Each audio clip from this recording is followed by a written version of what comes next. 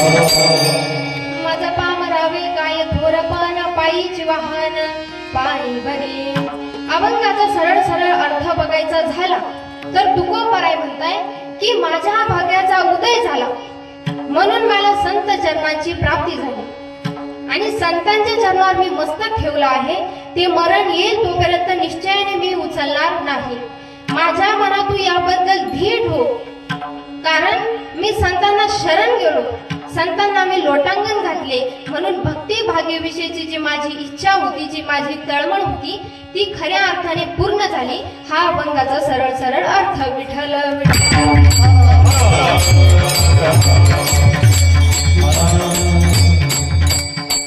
आता संतांच्या भेटीनंतर तुकोबरांचे उद्गार आहे. तुकोबराय म्हणताय की भाग्याचा जर विचार करायचा ठरलं तर मनुष्याचा जन्म मिळणं हे सर्वात मोठं भाग्य आहे. बरं, मनुष्याचा जन्म मिळणं मोठं भाग्य आहे, परंतु हा मनुष्य देह मिळून भारतात मिळणं अजून मोठं भाग्य आहे. भाग्य आले ती मनुष्य देहा तो हा पहा विठ्ठल. भारतात मनुष्य देह मिळणं हे भाग्य आहे. बरं, भारतात मिळून महाराष्ट्रात मिळणं अजून मोठं भाग्य आहे महाराज. कारण भारतामध्ये जेवढे राज्य आहेत तेवढ्या राज्यांपैकी महाराष्ट्रात जेवढे संत झाले तेवढे कोणत्याच राज्यात झालेले नाही. बरं महाराज, मनुष्य देह मिळाला परंतु कळाला का? मुळीच नाही. आता याकरता माऊली दृष्टांत देत आहे की एका माणसाला दिवा लावायला 3 वस्तू दिल्या, वाळ, तेल आणि माचीस. या 3 वस्तू त्याला दिल्या. या 3 वस्तू मिळून दिवा तयार होतो, परंतु दिवा लावण्याची अक्कलच नसेल काय उपयोग? आता यापेक्षाही सोपा आणि दैनंदिन जीवनातलं दृष्टांत महाराज देत आहे की कमी खाणारी, लात न मारणारी आणि भरपूर दूध देणारी गाय मिळाली. बरोबर, गाय मिळाली, परंतु दूध काढण्याची युक्तीच माहित नसेल काय उपयोग? माऊली म्हणताय गाय धड जोडे गोमटी तो तैची पयदे करीती जय जाणीचे हातवटी सांजवणीची. ज्ञानोबांनी 9300 ओव्यांमध्ये 3500 दृष्टांत लिहिलेले आहेत. आता माऊलींनी ज्ञानेश्वरी लिहिताना ज्ञानेश्वरीमध्ये 1.25 लाख शब्द वापरले. किती शब्द वापरले महाराज? 1.25 लाख शब्द वापरले. बरं, एवढे शब्द माऊलींनी का वापरले? तर आपले पती परत यावे म्हणून रुक्मिणी मातेने म्हणजे माऊलींच्या आईने आळंदीतील पिंपळा 1.25 लाख प्रदर्शना घातल्या होत्या आणि आईच्या ऋणातून मुक्त होण्याचा ज्ञानोबरायांचा हा प्रयत्न. विठ्ठल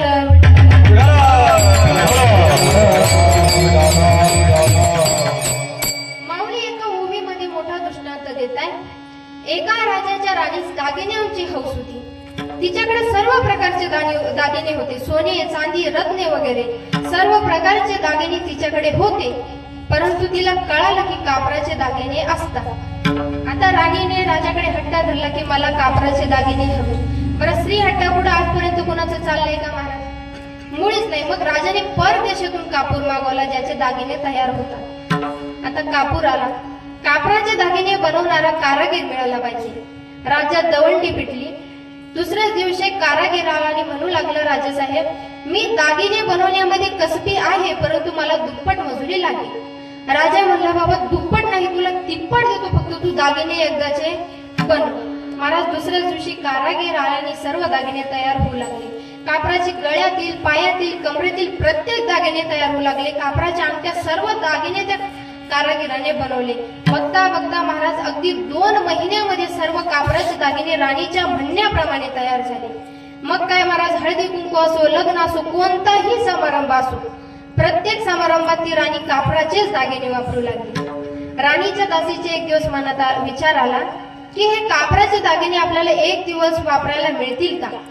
विचारून बघायला काय हरकत आहे. दासीने राणीचा मूड पाहिला. राणी खुश होती. दासीने राणीची चांगली सेवा केली आणि म्हणाली, राणी सरकार, उद्या माझ्या घरी हळदी कुंकवाचा समारंभ आहे, तुमचे कापराचे दागिने मला वापरायला मिळतील का? राणी म्हणाली, घेऊन जा.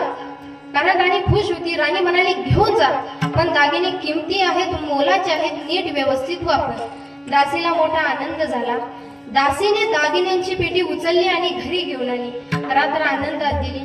सकाळ झाली, स्नान केले, पैठणी अंगावर घातली आणि सर्व कापराचे दागिने तिने आपल्या अंगावर घातले.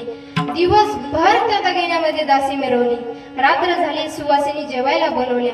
आता घास तोंडात जावा, नाकात जाऊ नये म्हणून प्रत्येक सुवासिनीच्या पत्तरवाळी समोर एक एक मेणबत्ती तेवढ ठेवण्यात आली. दासी आग्रह करून वाढू लागली. भात घ्या, कढी घ्या, आमटी घ्या, लोणचे घ्या, सर्व पदार्थ दासी आग्रह करून वाढवू लागली आणि वाढण्याच्या गडबडीत दासीची अंगठी लागली मेणबत्तीच्या ज्योतीस. आता कापूर हा ज्वलनशील पदार्थ असल्यामुळे त्याने लगेच पेट घेतला. ती आग विझवण्याकरता जेव्हा दासीने दुसरा हाताकडे नेला तर काकणाने पेट घेतला. हात गळ्याकडे गेला, गळ्यातील दागिन्यांनी पेट घेतला. महाराज, ती बाई रोकेल न होता कापराच्या दागिन्यांनी जोडून मेली. माऊली म्हणतात, परी कापुराचे थडीव आणून देईल दैव, लेवो जाणण्याची आढव ते थासे बापा. महाराज, कापूर मिळेल, कापराचे दागिने बनवणारा कारागीर मिळेल. अगदी कापराचे दागिने तयारही होतील, परंतु वापरण्याची अक्कलच नसेल, काय उपयोग. याच न्यायाने महाराज म्हणले, बाबांनो, मनुष्य देह मिळाला, भाग्याने भारतात मिळाला, भारतात मिळून महाराष्ट्रात मिळाला. मग देवाने आपल्याला हा देह दिला कशासाठी? तर भजन करण्यासाठी.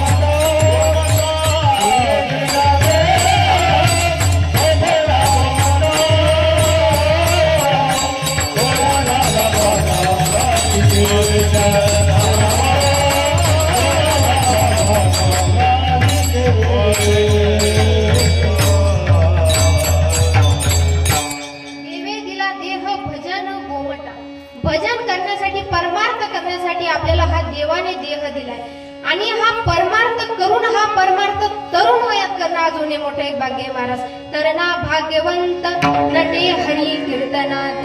एका महात्म्याचं वाक्य आहे, लहानपणी मा, तरुणपणी महात्मा आणि म्हातारपणी परमात्मा. माऊली म्हणताय, जो नामस्मरण करत नाही ना, तो करंट्या कपाळाचा. करंटे कपाळ ज्याचे नाम नाही वाचे, सदैव सौभाग्य तुझी हरी रंजनाची. आणि हेच भाग्य तुकोबारांच्या वाट्याला आलं. त्यांच्या भाग्याचा उदय झाला, अभंगाचा प्रथम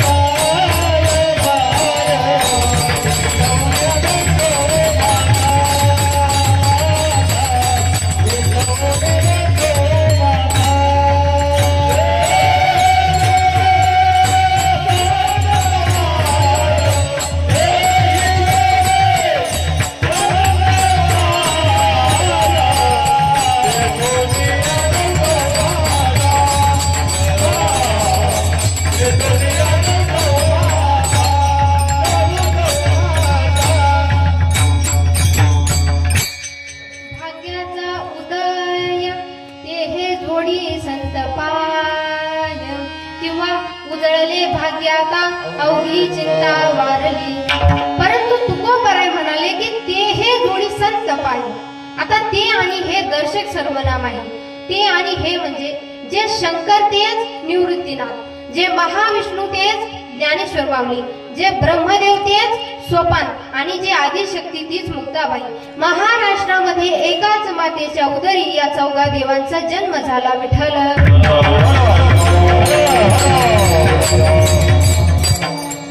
तीन प्रकारच्या संतांचं वर्णन केलेलं आहे. पहिले जीव संत. दुसरे संत संत आणि तिसरे देव संत या 3 प्रकारच्या संतांचं वर्णन केलेलं आहे. बरं, वर्णन या शब्दाचा अर्थ काय? तर वर्ण विषयाची किंमत वर्णन करणाऱ्यावर अवलंबून असते. नाथ महाराज माऊलींचं वर्णन करतात. बरं, नाथांचा काय अधिकार आहे निळोपराय वर्णन करताय? कावडीने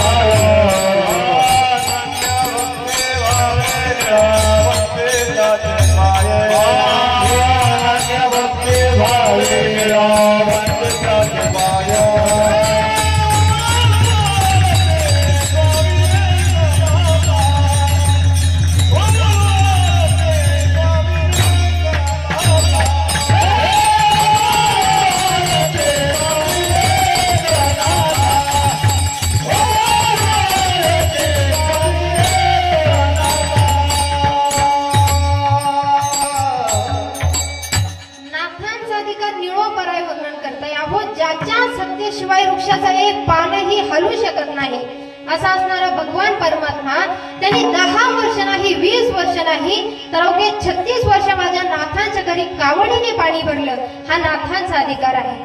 बरे, एकटे नाथ महाराज वर्णन करतात असे नाही तर सर्व संतांनी माऊलींचं वर्णन केलेले. त्यामध्ये जनाबाई सुद्धा माऊलींचं वर्णन करतात.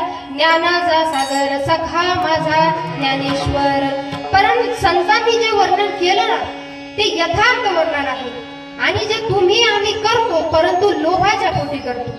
एखाद्या माणसाला जर पैसे हवे असतील तर तो श्रीमंत माणसाचं वर्णन करतो. आहो, तुम्ही कुलवान घराण्यात जन्माला आला आहात म्हणून तुमचे मुलंही कुलवान आहेत आणि तुम्हाला सुना सुद्धा कुलवान मिळाल्या.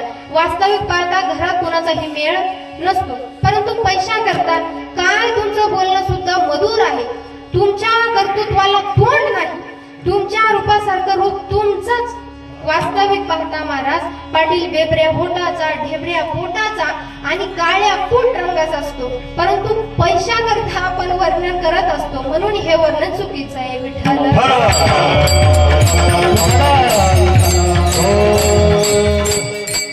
नवे नवे सासूबाई जावयाचं वर्णन करते. आता जावई म्हणल्यावर सासूबाईला परब्रह्मच वाटतो आणि त्यातल्या त्यात जावई बुवा सासरवाडीला आले म्हणल्यावर सासूचा आनंद गगनात मावत नाही. हे मी सांगत नाही. नाकाचा मोती ठेवी गहाण राखी जावयाचा मान. आता जावई सासरवाडीला आले. जावई आले म्हणल्यावर सासूबाईने पुरणपोळीचा स्वयंपाक ठेवला. स्वयंपाक जोपर्यंत तयार होत नाही तोपर्यंत रात्र झाली. सासूबाईने आवाज दिला, जावई जेवायला बसा. जावई जेवायला बसले.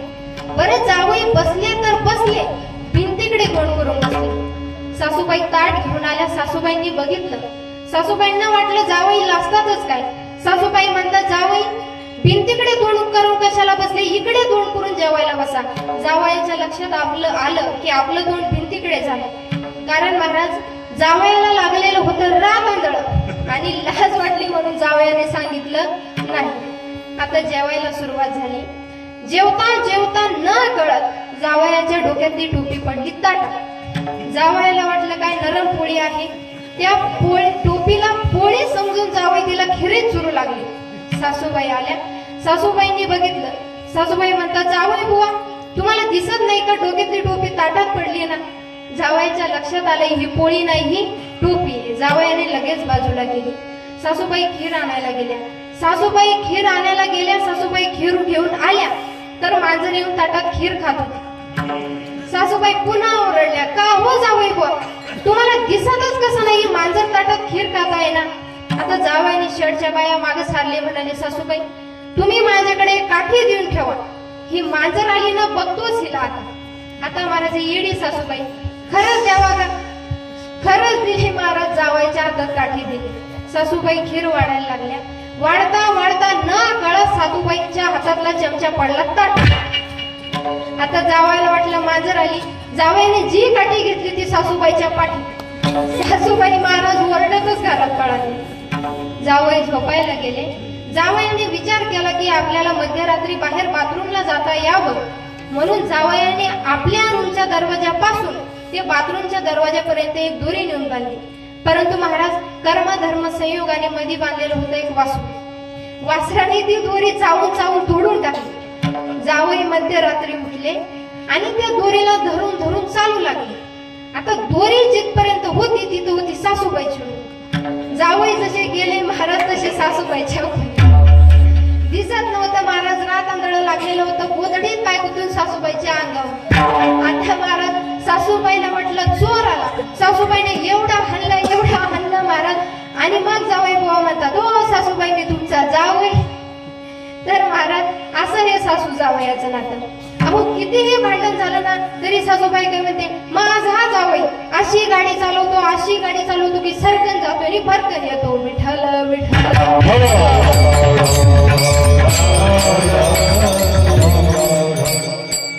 उंटाच्या घरी लग्न होते. उंटाने सर्व प्राण्यांना आमंत्रित केले. सर्व प्राणी लग्नाला आले आणि त्या उंटाने त्या प्राण्यातीलच एका प्राण्याला म्हणजे गाढवाला ब्राह्मण केले. आता तो गाढव रूपी ब्राह्मण त्या उंटाचं वर्णन करू लागला. काय रूप आहे, काय नवरदेव आहे. आता विचार करा मंडळी, उंटा एवढा वाकडा प्राणी जगात कुणी नाही, तरीही सुद्धा हे गाढव वर्णन करू लागलं. मग उंट चुप राहील का? उंट सुद्धा म्हणू लागला काय सुंदर आवाज आहे, महोध्वनी. आता सांगा, गाढव जर ओरडलं तर आपण काडी मारून हकलून देतो, तरी हा उंट वर्णन करू लागला. म्हणून नाथ महाराज म्हणले बाबांनो हे वर्णन चुकीचं आहे. मग नाथ महाराज तुम्ही सांगता की हे वर्णन चुकीचं आहे, ते वर्णन चुकीचं आहे, मग बरोबर वर्णन कोणतं? जे महाराजांनी केलं. कृपाळू उदार माझा ज्ञानेश्वर दया नमस्कार वारंवार. नाथ महाराज म्हणताय की माऊली उदार आहे. माऊली किती उदार आहेत. एकदा मुक्ताबाईंची इच्छा झाली मांडे खाण्याची. मुक्ताबाई खापर आणण्याकरता कुंभाराकडे गेल्या, परंतु विसोबा खेचरांनी त्यांना खापर घेऊ दिले नाही. मुक्ताबाई नाराज झाल्या आणि घरी येऊन बसल्या. माऊलींनी बघितलं. माऊलींनी विचारलं मुक्ता तू नाराज आहेस, काय झालं? त्यावर मुक्ताबाई सांगू लागल्या दादा मला विसोबा खेचरांनी खापर घेऊ दिलं नाही दादा. संन्यासाचे मुलं म्हणून ते माझ्यावर खूप ओरडले, खूप रागवले दादा. माऊलींनी मुक्ताबाईंना मांडे तयार करायला लावले.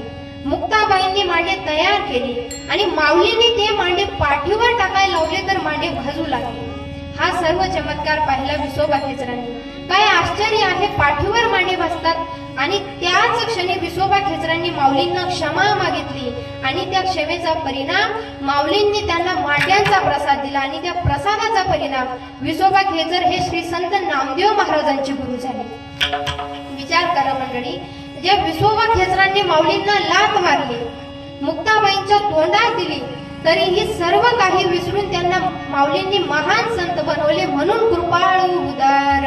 आता नाथ महाराज नमस्कार करतात, परंतु नाथांच्या नमस्कारामध्ये खरं प्रेम आहे, खरा जिव्हाळा आहे.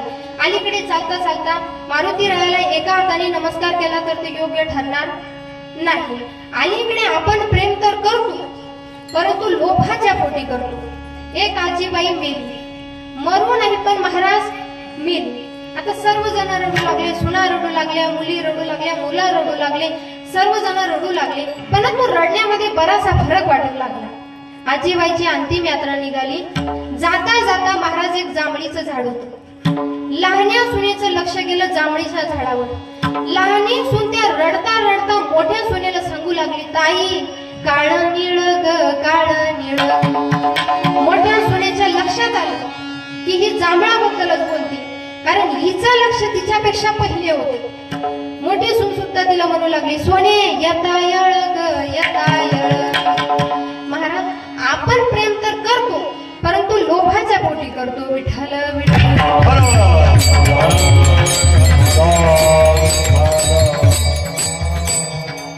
सरकारने 2 बायका करू नका असा कायदा जाहीर केला. हल्ली एकही भेटत नाही, तो विषय वेगळा आहे महाराज. परंतु एका ब्राह्मण बाबांनी 2 बायका केल्या. आता 2 बायका फजिती आहे का महाराज? आणि त्यातल्या त्यात बायको म्हणल्यावर आवड निवड आलीच. रोजचे भांडणं, रोजची कटकट, बाबा अगदी वैतागून गेले. ब्राह्मण बाबांनी एक निर्णय घेतला की एकेने वर हैलीत राहायचं आणि दुसऱ्याने खाली. ब्राह्मणाच्या म्हणण्याप्रमाणे एक हैलीत राहू लागले आणि दुसरी खाली. आता दुसऱ्या दिवशी पुन्हा भांडण की उद्या तीळ संक्रांतीचा दिवस. त्यांचा तीळ संक्रांतीचा, महाराज आपला दुसराच, त्यांचा तीळ संक्रांतीचा दिवस. मग स्वामीने कुठे जेवायचं? ब्राह्मण बाबा सांगू लागले की जिचा स्वयंपाक लवकर होईल तिच्याकडे मी जेवायला जाणार. दुसऱ्या दिवशी दोघेही लवकर उठले आणि स्वयंपाकाला लागले. ब्राह्मण बाबा पूजेला गेले. ब्राह्मण बाबा पूजा करून आले तर सगळ्यात पहिले आवाज दिला वरची. वरचे म्हणते स्वामी जेवायला चला. तेवढ्यात खालचे म्हणते स्वामी वर जाण्यापेक्षा खालीच जेवून घ्या. बाबा म्हणतात नको, तिने मला पहिले आवाज दिला. आता खालची म्हणते तू वरच जाऊन दाखव. ब्राह्मण बाबाने सीडीवर पाय ठेवताच महाराज वर खालचीनं धरलं तंगड, वरचीनं धरली सीडी. मार चालली वडावडी. जेच खालचीनं मारला झटका वरची लगेच भोकांडी. महाराज तिकडून एक शेतकरी बाबा चालले. शेतकरी बाबा म्हणतात का हो ब्राह्मण बाबा संक्रांत कशावर बसली? ब्राह्मण बाबा म्हणतात दिसा नका संक्रांत माझ्याच डोक्यावर बसली. विठ्ठल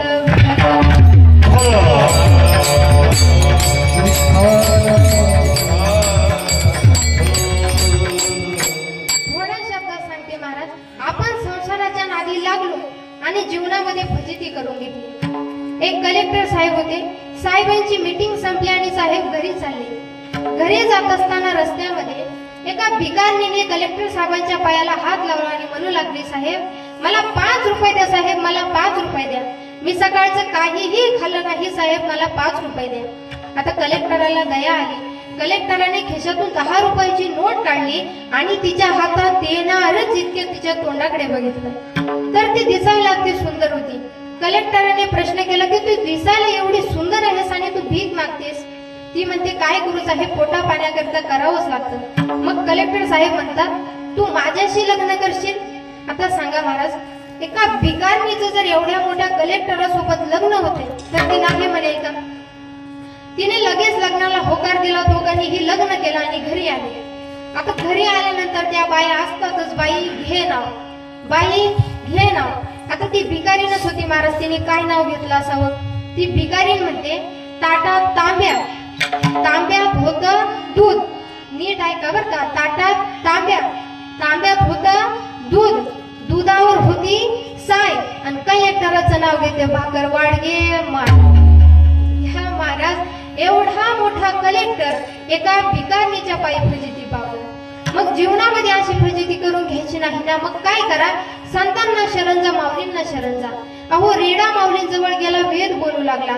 सच्चिदानंद बाबांच्या पत्नीने माऊलींचं दर्शन केलं तर माऊलींनी सौभाग्यवती भव हा आशीर्वाद दिला आणि बाबांना जिवंत केलं. याच्याही पुढे जर जाऊन सांगण्याचा प्रयत्न केला तर नव्हे ज्या बाईच्या घराला पाटी लावलेली होती, आओ जाओ घर तुम्हारा, अशा बाईंची मुलगी संत कान्हो पात्रा, माऊलींनी तिचा सुद्धा अंगीकार केला.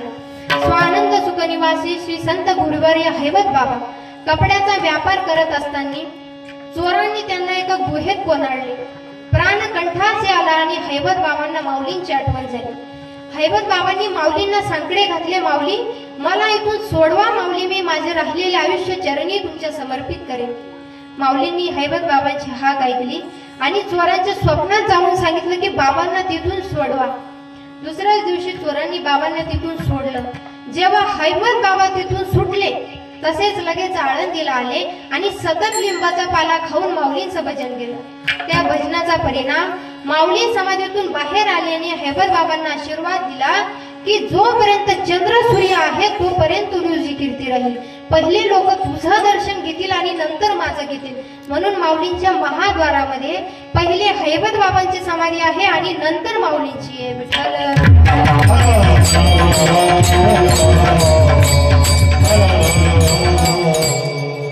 आता मी सहज तुम्हाला म्हणलं विचार करा तर तुम्हाला झोप येणार नाही आणि मी तुम्हाला म्हणलं कीर्तन तर तुम्हाला झोप येईल. परंतु त्याच्या मागे एक कारण आहे.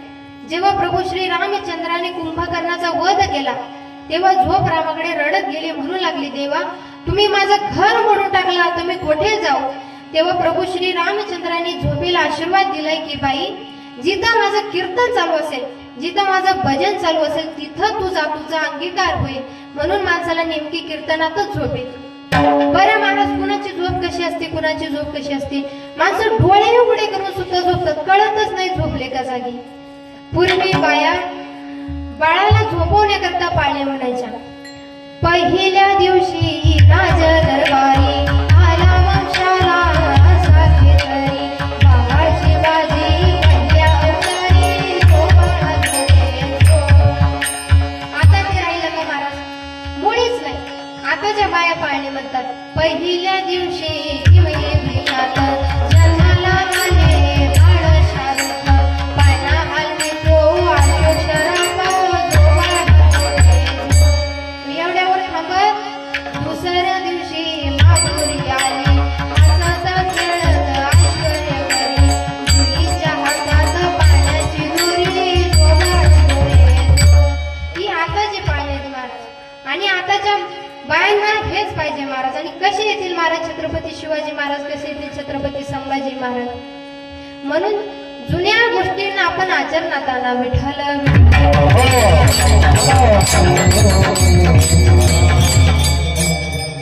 तर असो आपला विषय असा चालू होता की 3 प्रकारच्या संतांचं वर्णन केलेले. पहिले जीव संत, निळोपराई प्रथम जीव आणि तुकोबांनी कृपा केल्यानंतर संत. पहिला प्रकार जीव संत. दुसरा प्रकार संत संत, नामदेव महाराज संत आणि त्यांचा दुसरा अवतार तुकोबाराय संत. तिसरा प्रकार देव संत, निवृत्तीनाथ आणि त्यांची भावंडे. पहिले देव आणि नंतर संत. विठ्ठल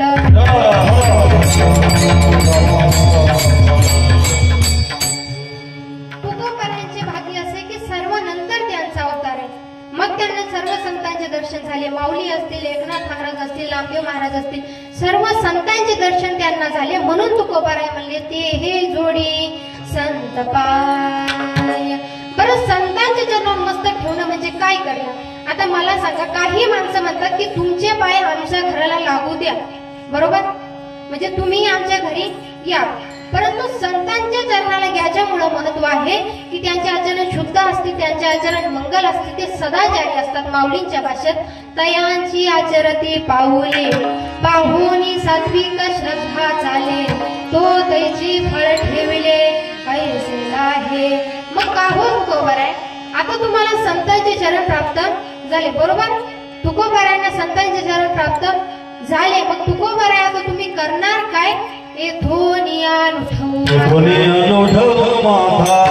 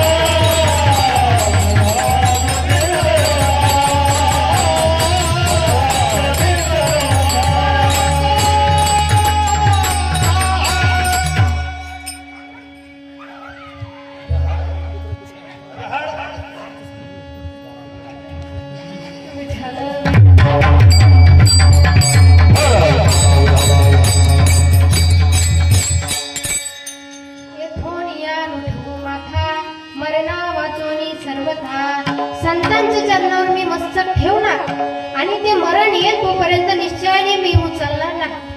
कारण मनुष्याच्या बाकी शरीरापेक्षा या मस्तकासाठी महत्व आहे. महाराज म्हणताय, तुका म्हणे आम्हा जोडीले जोडी संतांचे चरण आता जीवेन सोडी.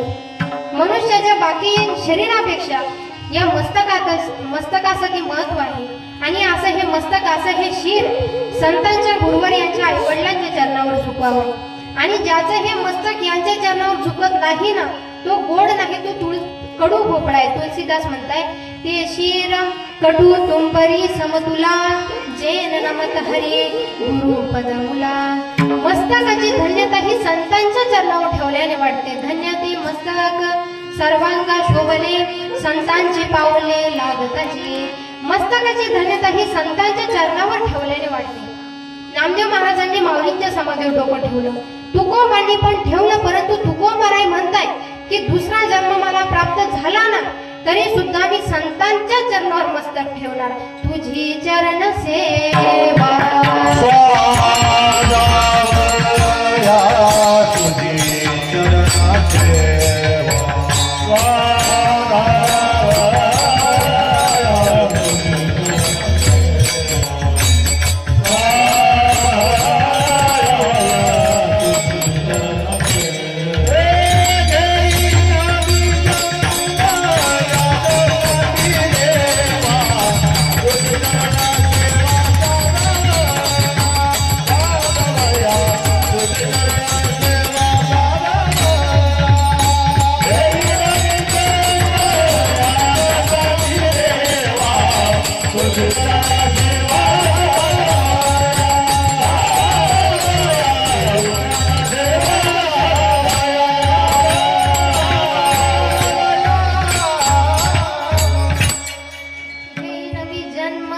याजसाठी देवा तुझी चरण सेवा साधावया.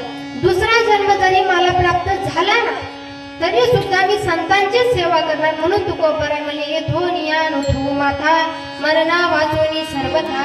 आता तिसरे चरण तुकोबराय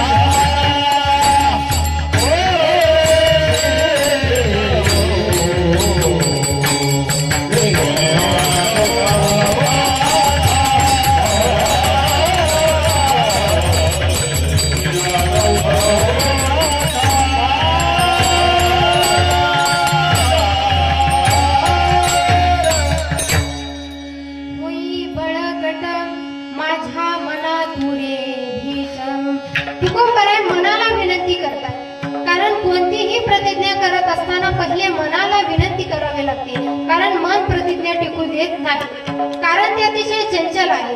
जगामध्ये 10 चंचल पदार्थात मनाचा पहिला क्रमांक आहे. मनो मधुकरो मेघो मानिनी मदनो मरुत मा मधो मरकटो मत्स्यो. म्हणजे मन, भ्रमर, पाऊस, स्त्री, मदन, मध, वारा, माकड आणि मासा या 10 चंचल पदार्थात मनाचा पहिला क्रमांक आहे. आणि ही सर्व नावे अनप्रास अलंकारात सुभाषितकारांनी वापरली आहे. विठ्ठल विठ्ठल.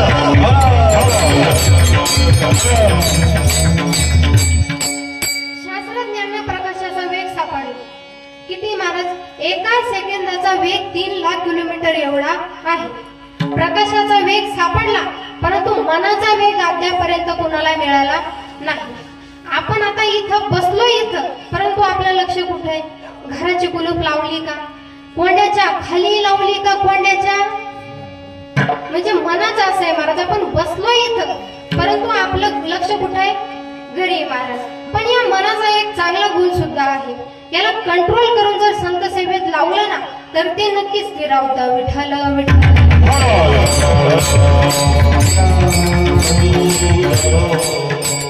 तसंच एका राजाने पैज लावली की जो कोणी माझ्या बकरीचं पोट भरेल त्याला 20,000 रुपये बक्षीस. किती हजार महाराज? बोला बोला किती? 20,000 रुपये बक्षीस. दुसऱ्याच दिवशी एक व्यक्ती आला, त्या शेळीला घेतला आणि घरी गेला. घरी गेल्यानंतर दिवसभर त्या शेळीला त्याने चारलं. नंतर त्या शेळीला घेतला आणि राजवाड्यात गेला. राजवाड्यात गेल्यानंतर राजाने एक अट ठेवली होती की परीक्षा मात्र मी घेणार. आता परीक्षा पाहावी म्हणून राजाने गवताची हिरवी पिंडी आणली आणि ती पिंडी त्या शेळी समोर टाकली. आता काय आश्चर्य महाराज, दिवसभर चरलेली ती शेळी पुन्हा त्या पिंडीवर ताव मारू लागली. राजा म्हणलं नापास. शेकडो माणसं परीक्षेमध्ये नापास झाली.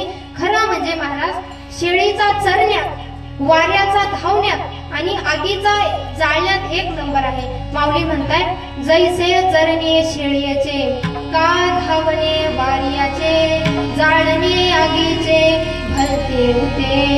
योग शास्त्रामध्ये एक वाक्य आहे, एक वेळेस जेवतो तो योगी, 2 वेळेस जेवतो तो भोगी, आणि बकरी सारखं जो नेहमी चरत राहतो तो रोगी. एका मुलाने विचार केला की शेळी स्टँडर्ड आणि मॉडर्न दिसते, हिला आधुनिक खाद्य दिले पाहिजे. दिवसभर त्या मुलाने त्या शेळीला ते ॲनिमल फूड तिला खाऊ घातलं. नंतर त्याने त्या शेळीला घेतलं आणि राजवाड्यात गेला. राजवाड्यात गेल्यानंतर नेहमीप्रमाणे राजाने गवताची हिरवी पेंडी आणली. ती पेंडी त्या शेळी समोर टाकताच ती शेळी त्यावर ताव मारू लागली. राजा मुला नापास. महाराज, शेकडो माणसं परीक्षेमध्ये नापास झाल्यानंतर एका हुशार मुलाने सर्व अभ्यास केला. महाराज आणि तो राजवाड्यात गेला. राजवाड्यात गेल्यानंतर तो राजाला म्हणू लागला, राजे साहेब, आज 20,000 तुम्ही तयार ठेवा, पैसे आज मीच नेणार. कारण महाराज, अलीकडे मुलं खूप हुशार झाली, एवढी हुशार झाली काय सांगा महाराज.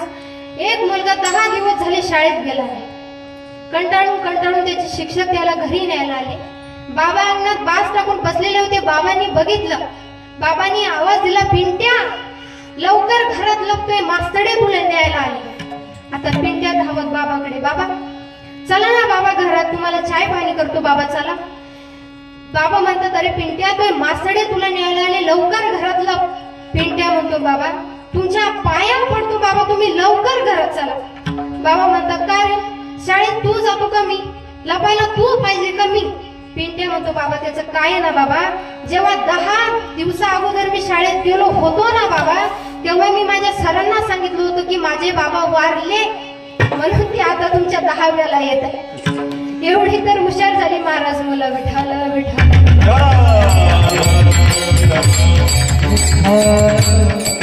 अलीकडे मोबाईलचा जमाना, कॅम्प्युटरचा जमाना चालू आहे महाराज. 2 मुलं शाळेत उशिरा गेले. उशिरा गेल्यानंतर सरांनी प्रश्न केला की तुम्हाला यायला उशीर कसा काय झाला? तेवढ्यात पहिला सांगू लागला, सर माझा 1 रुपया हरवला होता, मी तो सापडवत होतो, त्यामुळे मला उशीर झाला. सरांनी दुसऱ्या मुलाला प्रश्न केला की तुला यायला कस काय उशीर झाला? तो सांगू लागला, सर याचा 1 रुपयावर मी पाय ठेवून उभा होतो. आता महाराज, हा हलणार नाही तोपर्यंत दोघंही शाळेत येणार. इतकी तर हुशार झाली महाराज मुलं. विठ्ठल विठ्ठल. तसं त्या मुलाने गेलो, तो राजवाड्यात गेला आणि राजाला म्हणू लागला, राजा साहेब 20,000 तुम्ही तयार ठेवा. राजाला माहिती होतं की एवढे माणसं परीक्षेमध्ये नापास झाली आणि हा मुलगा काय करून घेणार. तरीही राजा साहेब म्हणू लागले की तू पहिले मला जिंकून दाखव, मी तुला 20,000 रुपये नक्कीच देणार. मुलाने त्या शेळीला घेतला आणि घरी आला.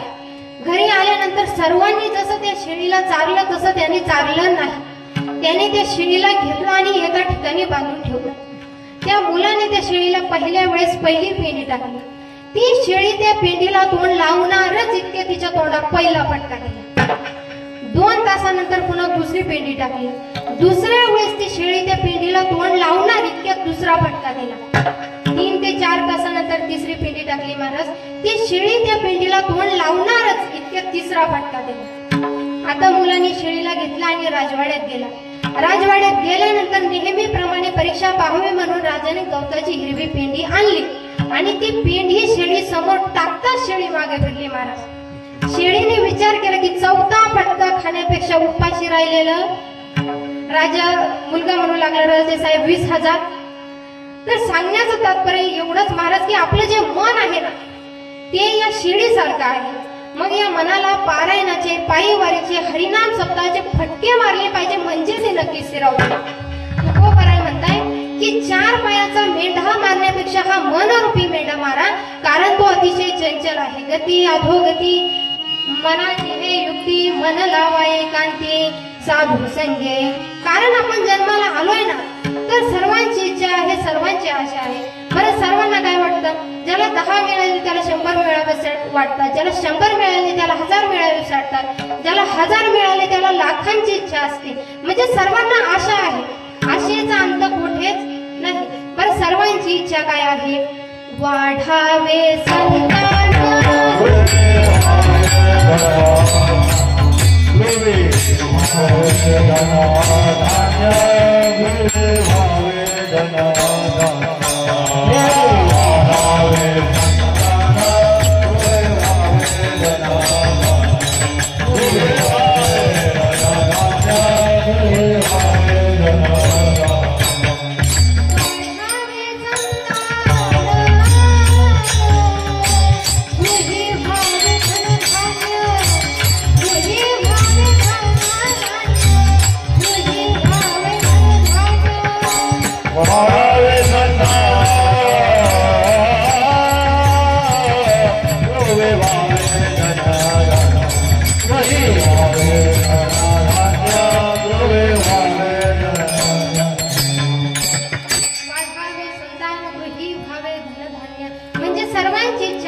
आणि म्हणून तुकोबाराय मनाला विनंती करताय, होई बळकट माझ्या मनात तुरे धीट. तुकोबाराय मनाला सांगता की तू धीट हो, कारण पतंग जसा परवा न करता दिव्यावर झेप घेतो अगदी त्या पतंगाप्रमाणे धीट हो. मी तुम्हाला एक उदाहरण सांगते म्हणजे तुमच्या लवकर लक्षात येईल. विठ्ठल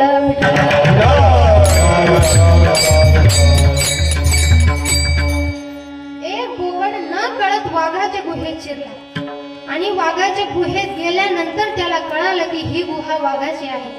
वाघ गुहेकडे येत होता. बोकडाने बघितलं. बोकडाने विचार केला की धीट राहिलो तर जगणार आणि घाबरलो तर मग मरणार. बोकड हुशार होता. बोकडाने वाघाला गुहेच्या तोंडापर्यंत येऊ दिलं आणि मग बोकड म्हणू लागला, ए माकडा, मी तुला 2 वाघ सांगितले होते आणि तू एकच घेऊन आलास. शब्द जेव्हा वाघोबाने ऐकले महाराज, वाघ जीव घेऊन पळू लागला. हा सर्व प्रकार पाहिला झाडावर बसलेल्या एका माकडाला. माकड म्हणू लागलं, वाघोबा कुठं पळताय? त्यावर वाघ सांगू लागला की माझ्या गुहेत मोठा प्राणी शिरून बसलाय. माकड म्हणू लागलं, वाघोबा तो मोठा प्राणी नाही, ते बोकड आहे. वाघोबा म्हणले, मी तुझ्या बोलण्यावर कस काय विश्वास करू? माकड म्हणू लागलं, वाघोबा तुम्हाला माझ्या बोलण्यावर विश्वास नाही ना? माझ्या शेपटीला शेपूट बांधा, मी पुढं तुम्ही मागा. चालू लागले महाराज. माकड पुढं, वाघोबा मागं, माकड पुढं, वाघोबा मागं. बोकडाने बघितलं. बोकडाने विचार केला की माकडाला मध्ये पडायची गरज नव्हती, आता फुकट माकडाने बोकडाने वाघाने दोघांनाही गुहेच्या तोंडापर्यंत येऊ दिलं आणि मग बोकड म्हणू लागला, ए मूर्ख माकडा, मी तुला 2 वाघ सांगितले होते आणि तू पुन्हा एकच घेऊन आलास. शब्द जेव्हा वाघोबाने ऐकले महाराज, वाघ एवढा पळाला फार त्या माकडाच्या देहाच्या चितड्या झाल्या आणि मग वाघ थांबला. विठ्ठल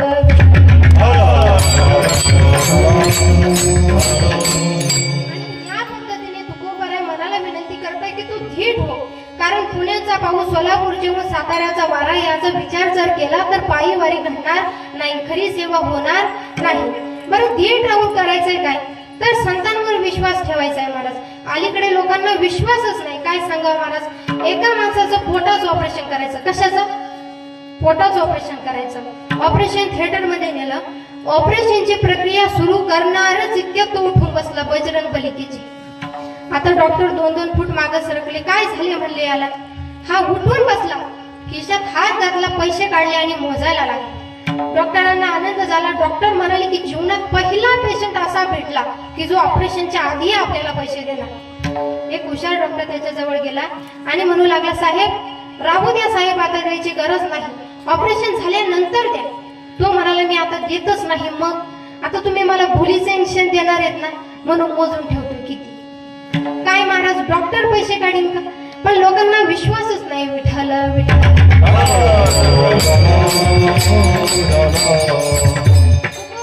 आम्ही परमार्थ केला, निष्काम निश्चळ विठ्ठले विश्वास आणि पाहोनी वास आणि कांचे एक दुसऱ्याची वाट पाहि त्याचे कार्य सिद्ध झालं. कोणी म्हणेल, बाई आमच्या गावात परमार्थाचा खूप नाद आहे, परंतु परमार्थाचा नाद नसावा, छंद असावा. आपलं कसं आहे महाराज, नादवाद, याने केलं त्याने केलं, त्याचं बघून मी केलं.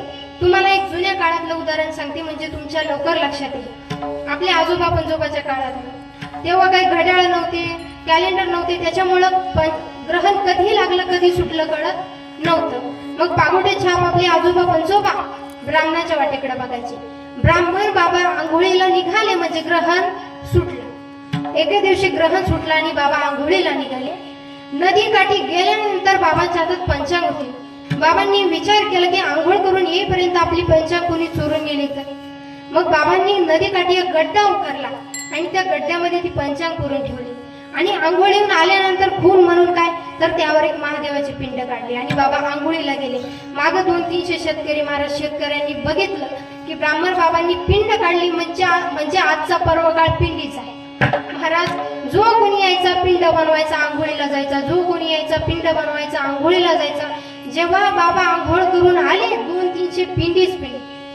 कसं आहे महाराज, आपलं नादवाद, याने केलं त्याने केलं, त्याचं बघून मी केलं. विठ्ठल विठ्ठल.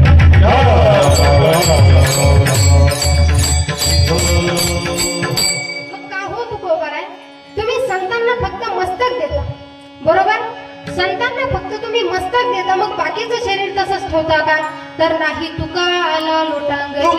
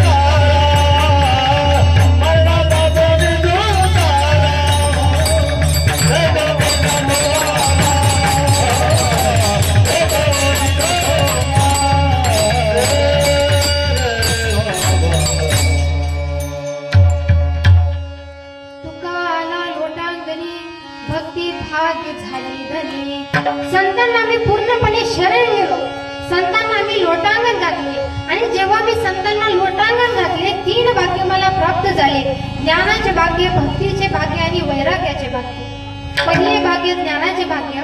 या संपूर्ण विश्वामध्ये देव भरलेला आहे असा अनुभव येणे म्हणजे ज्ञानाचे भाग्य. दुसरे भाग्य वैराग्याचे भाग्य. इहा लोकापासून परलोकापर्यंत कोणतेच विषय भोग न आवडणे वैराग्याचे भाग्य. आणि तिसरे भाग्य म्हणजे भक्तीचे भाग्य. प्रेमाने देवाचं भजन करत असताना देहाचा विसर पडणे म्हणजे भक्तीचे भाग्य. हे तीनही भाग्य आपल्याला संतांच्या जीवनात पाहायला मिळतात. उदाहरण जर घ्यायचं झालं तर संत गोरोबा काका, संतांच्या सभेत परीक्षक म्हणून नेमणूक होणं ज्ञानाचे भाग्य. आपले हात ताब्यातून गेले म्हणून आपले 2 हात तोडून घेणं वैराग्याचे भाग्य. आणि तिसरे भक्तीचे भाग्य. चिखल तुडवत असताना काका भानावर नसतात. स्वतःचा मुलगा पायाखाली येतो, मुलगा तुडवला जातो, मुलगा मरतो, हे भक्तीचे भाग्य. परंतु 2 तुटलेले हात आणि हा मेलेला मुलगा पुन्हा नामदेव महाराजांच्या कीर्तनात वापस मिळतो, हा संतांचा चमत्कारमय. आणि तुकोबाराय म्हणतात की हे तीनही भाग्य मला प्राप्त झाले. ज्ञानाचे भाग्य, भक्तीचे भाग्य, वैराग्याचे भाग्य, हे तीनही भाग्य मला प्राप्त झाले कारण मी संतांना शरण गेलो, संतांना मी लोटांगण घातले. तुका आला लोटांगणी, भक्ती भाग्य झाली धनी. म्हणून आपण सुद्धा सर्वांनी हातवरी करा आणि भजन करा विठ्ठल.